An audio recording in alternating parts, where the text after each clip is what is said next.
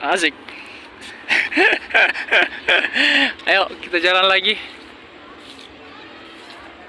Kentara juga. Kentara sih, tapi tidak terlalu jelas.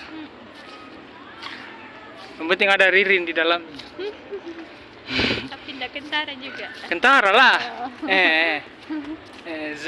Zoom in.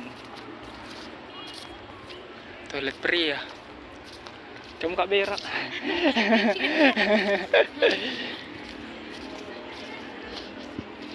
Tapi kenapa? Kira-kira apa?